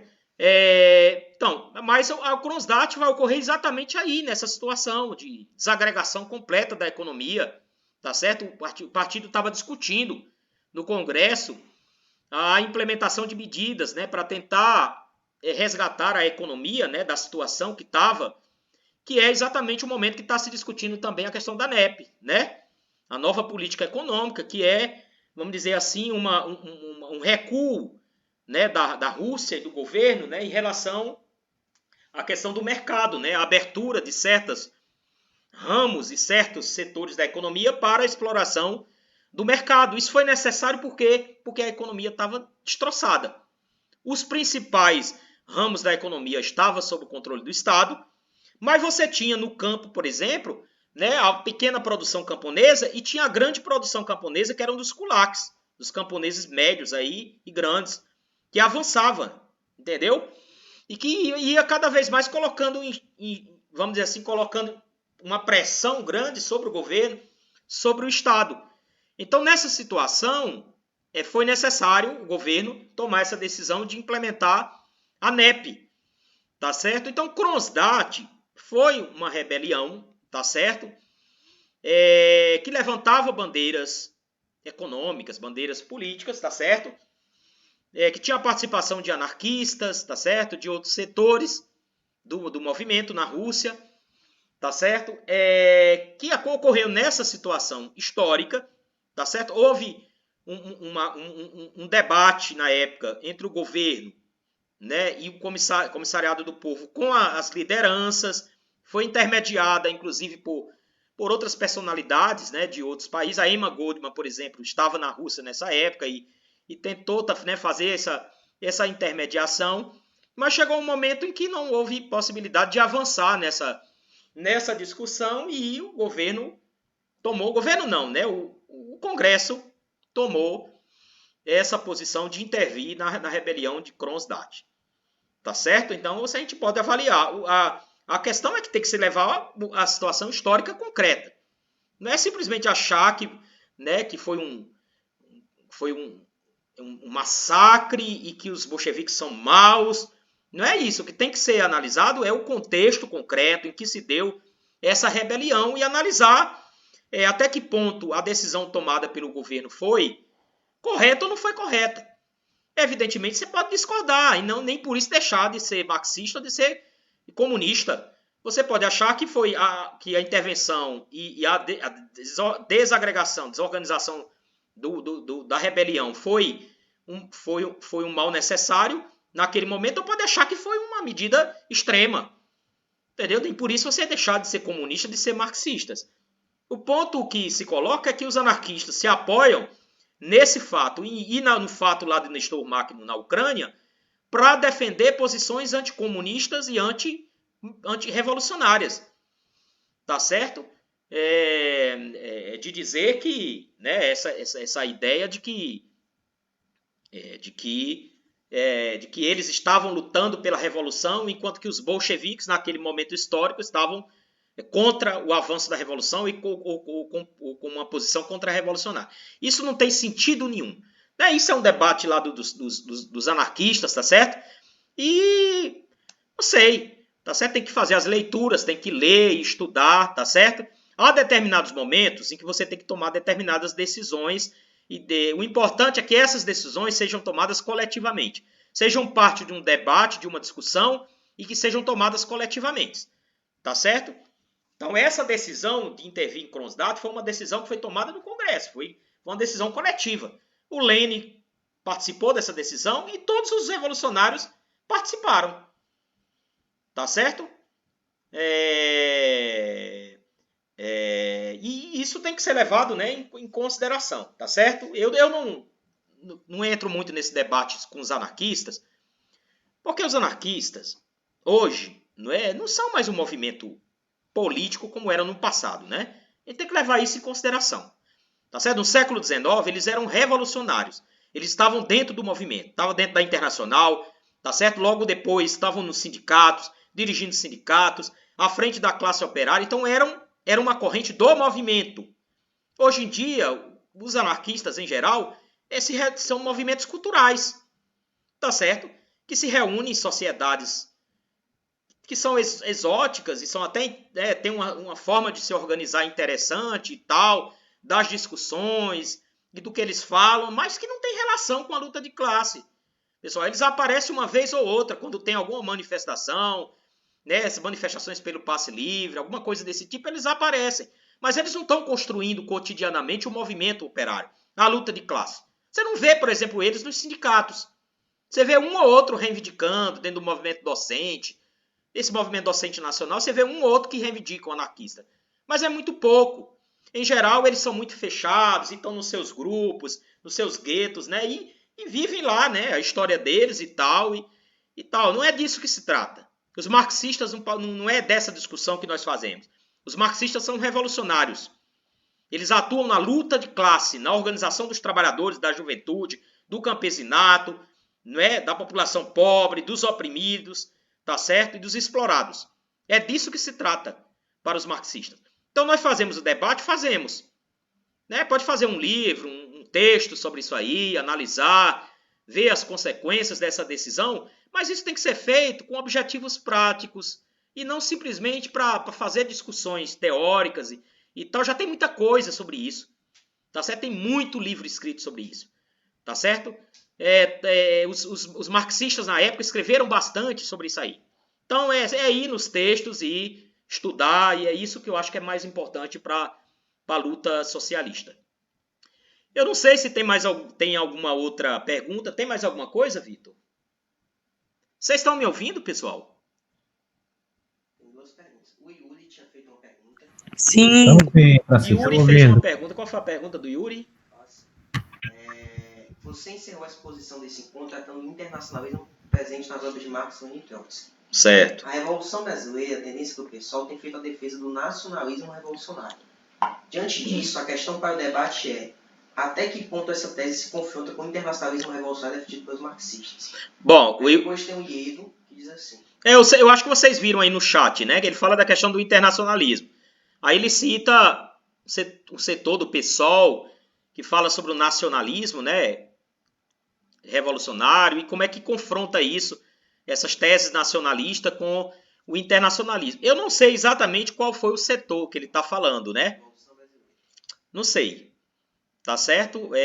Mas evidentemente que há, não só no PSOL, mas nas outras correntes políticas mais nacionalistas. Francisco. Oi. Ele está se referindo à corrente, à Revolução Brasileira, né? A corrente que é dirigida por Nildo Rix. Pronto.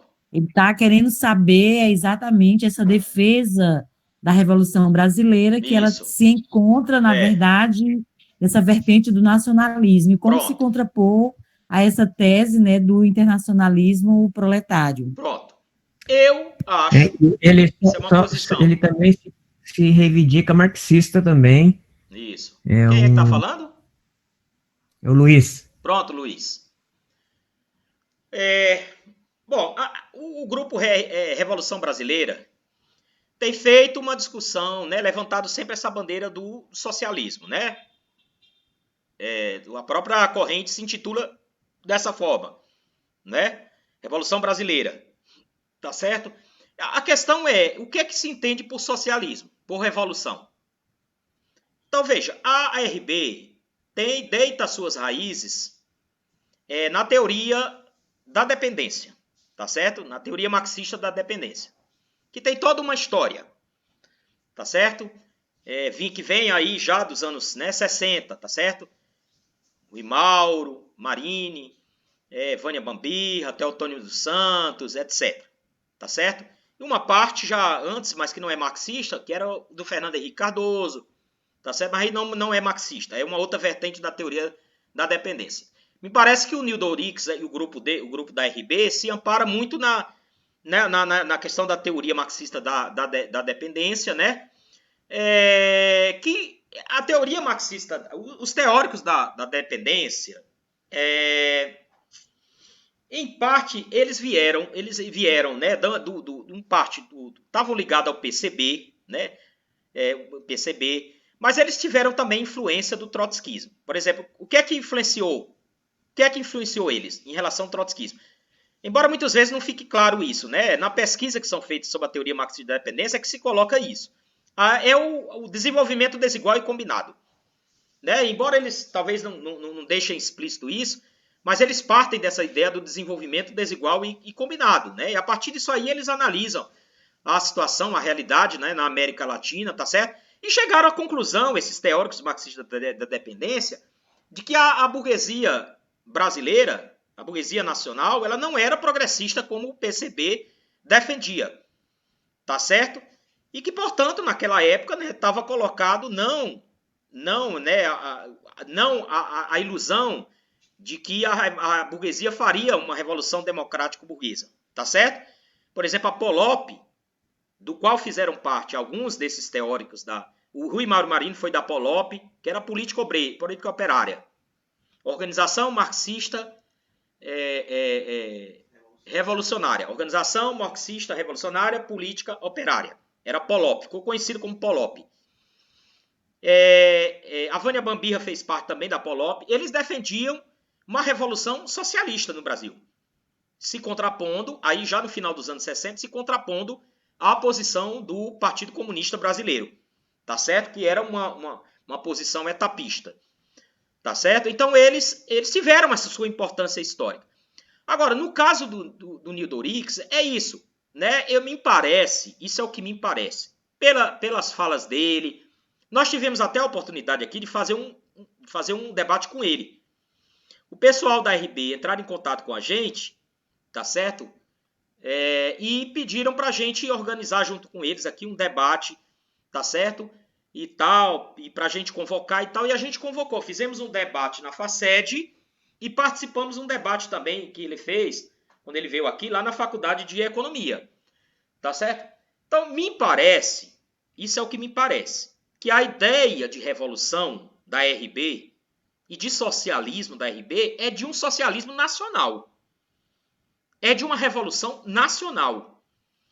Né? Me parece que falta, nas concepções deles, o internacionalismo proletário mesmo. Falta uma concepção de socialismo como uma construção internacional, como um processo internacional. Isso é o que me leva a crer, pelo que eu ouço deles, pelo que eu leio, das coisas que eles escrevem. Tá certo? Eles não têm nada a ver com a Revolução Permanente, nem com o trotskismo, e nem me parece que a ideia de socialismo deles seja essa ideia defendida de socialismo internacional. Tá certo? Não me parece. Parece que isso aqui é mesmo no sentido que o Yuri fala de socialismo nacional. É nesse sentido. Tá certo? E eu não sei, não me fica claro, se a ideia de revolução deles é de revolução proletária, de revolução socialista no sentido de revolução proletária. Eu não sei se é nesse sentido. Ou se eles compreendem o processo revolucionário de outra forma. não sei, como um processo, mas não sei como é, não me tá claro ainda isso aí. Entendeu? Então seriam essas duas coisas, né, que eu queria. Se a concepção deles é no sentido de socialismo como revolução internacional e como socialismo nacional, me parece que é equivocado. A revolução, ela começa nas fronteiras nacionais, ela começa num país, mas ela tende a se expandir internacionalmente. Porque se ela não fizer isso, se ela ficar nas fronteiras nacionais, ela vai ser absorvida pelo capitalismo e vai sofrer um processo de restauração capitalista. É isso que a história demonstrou, tá certo? E a gente tem que aprender com a história. Se a gente não aprender com a história, a gente vai aprender com o quê? Entendeu? Então, isso pelo menos é o que eu tenho visto, né? Eu não sei, a gente pode até aprofundar posteriormente aí, tá certo? Sobre isso, mas à primeira vista é isso, tá certo? Tem alguma outra coisa? Professor. Oi, quem é que fala? É o Luiz. Pronto, Luiz, pode falar. Eu sou aqui de São José dos Campos, estado de São Paulo. Certo. E muito boa. É a primeira vez que eu estou assistindo. Eu já recebi os convites de outras apresentações, não consegui entrar porque não tive condições pelo horário, pelo dia, outra atividade, não consegui. Mas parabéns, muito Obrigado. bom. Estão de parabéns aí. Eu não conhecia também o grupo de estudos, né? E eu queria colocar sobre essa questão aí do Nildo Orix, da Revolução Brasileira. Pode ficar à vontade. O que eu vejo deles é uma defesa mais latino-americana, uma defesa das revoluções bolivarianas, uma defesa de Maduro e mais ainda de Chávez. É isso mesmo, eu também vejo isso. E assim, uma busca, né, de afirmação latino-americana. Eu vejo esse traço dessa corrente política deles. Acho saudável isso, né? É uma sem dúvida. Porém, eu não consigo enxergar qual, né? Porque eu sou operário, eu trabalho na Petrobras, né? Que bom. Trabalho com manutenção na Petrobras, né? Na área de produção e manutenção. E assim, o que eu vejo, né? Estou tentando fazer um paralelo, né? Para entender qual que é a tática política que está sendo levada para conseguir chegar nos trabalhadores, né? Ou não sei se o objetivo deles é isso. Isso, Eu estou me enrolando um pouco, mas o que eu quero dizer? O que a gente tem de mobilização no Brasil e fora do Brasil também, não parte das organizações dos trabalhadores genuinamente, né? O que é genuinamente dos trabalhadores seria os sindicatos, né? As organizações dos trabalhadores, mais expressão, os sindicatos. Sim. E o que eu percebo é que essas organizações dos trabalhadores estão num descrédito muito grande. É uma burocracia danada, né? A maioria dos sindicatos, o que fazem é, no máximo, uma luta econômica, nada de um projeto de classe, nada de um projeto que possa vislumbrar uma posição política, né? Um projeto político para a classe trabalhadora. Diante desse cenário, qualquer alternativa política de um grupo político fica difícil, porque tem que se defrontar com essa realidade. Isso. Os trabalhadores, né, as categorias de trabalhadores desorganizados.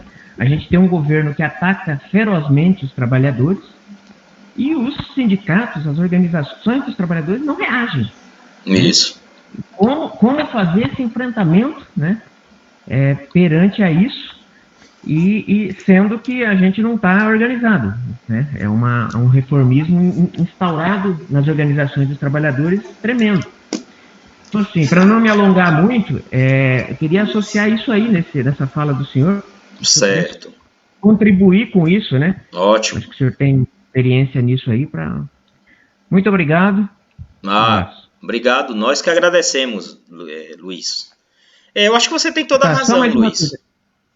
Oi. Eu não falei. Eu sou aqui de São José dos Campos.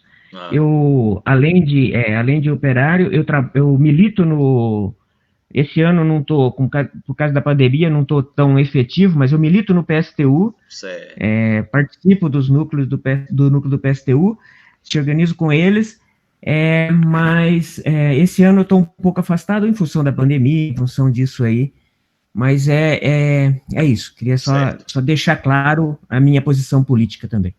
Tá ótimo, obrigado aí pela intervenção. Queria ressaltar aqui que nós temos pessoas de vários estados aqui, né? Eu não sei de cabeça. Por exemplo, o Luiz falou que é de São Paulo, né? Luiz é de São Paulo. Mas nós temos gente aqui do Rio Grande do Norte, temos companheiros do Rio Grande do Norte, temos Ceará, Paraná, Ceará, Paraná, Rio Grande do Norte, São Paulo. Não sei se tem outro estado, além daqui da Bahia. Não sei, de cabeça eu não sei, não consegui ainda assimilar bem. Mas eu acho que é um avanço muito grande, né? Porque nós temos pessoas aí de vários estados que estão preocupadas, né, com o debate do marxismo, da teoria revolucionária, né? Eu acho que isso de várias organizações, tem do PSTU, a companheira Celi Tafarel do Trabalho participou na semana passada, né? Nós temos pessoas do PSOL, nós temos pessoas do PCB, certo? Nós temos pessoas acho que Nova Democracia, do jornal Nova Democracia, eu não sei, deve ter outras organizações também, tá certo? Tem gente do PT também, tá certo? Então, mas são de vários correntes políticos, isso é bom, a gente tá tendo uma oportunidade, né? Um espaço bom para debater, né? Para colocar as nossas ideias, tá certo? Em relação à questão da RB, eu acho que você tem razão nesse aspecto mesmo, né? Deles enfocarem essa ideia do marxismo latino-americano, né?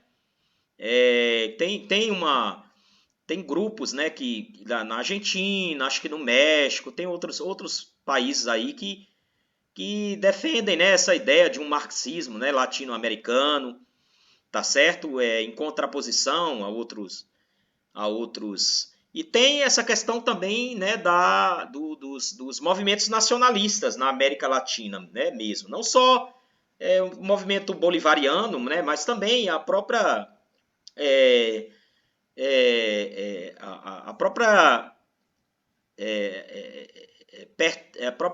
sei lá, o interesse por outros movimentos nacionalistas anteriores, né? Governos nacionalistas, né? A própria figura do Bolívar, né? E das guerras de libertação que aconteceram na América Latina, tá certo? Eu acho que tudo isso aí é importante, é válido, né? Mas o marxismo revolucionário, aqui eu estou tratando do marxismo revolucionário, né? Eu não vou entrar nessa discussão de marxismo ocidental, marxismo oriental, tá certo? Que para mim o marxismo é o marxismo revolucionário, tá certo? Tem suas vertentes, tem as suas correntes, mas o marxismo de Marx e Engels, de Lenin, de Trotsky, de Rosa, é o marxismo revolucionário. Esse é o marxismo.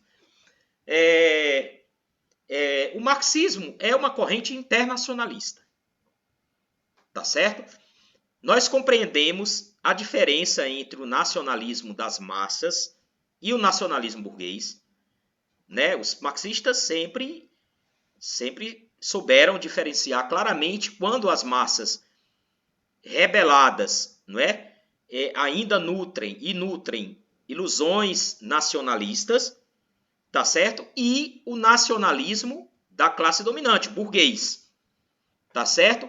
Isso nós temos, mas apesar disso aí, que nós sabemos diferenciar muito bem, a perspectiva do marxismo revolucionário é uma perspectiva internacionalista. Por quê? Porque a classe operária é internacional e o marxismo é uma concepção da classe trabalhadora.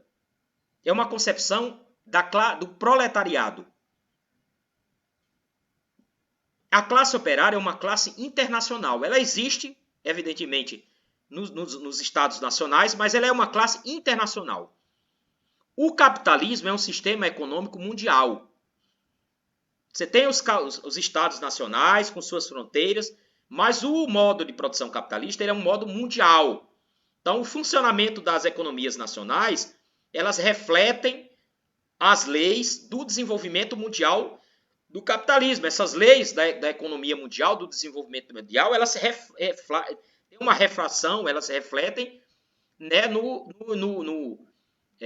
nos estados capitalistas nacionais. Tá certo? Existem as particularidades, todos os marxistas levam em consideração, quando vão formular os seus programas, as suas ideias, as suas posições, eles levam em consideração as particularidades nacionais, a história nacional, a dinâmica de classe nacional, tudo isso. Mas dentro de um contexto mais amplo do capitalismo mundial, tá certo? Do imperialismo, das forças, da dinâmica de classes mundial, né, numa relação dialética. Então, veja, o socialismo nacional é uma deturpação, é uma deformação do marxismo, do socialismo.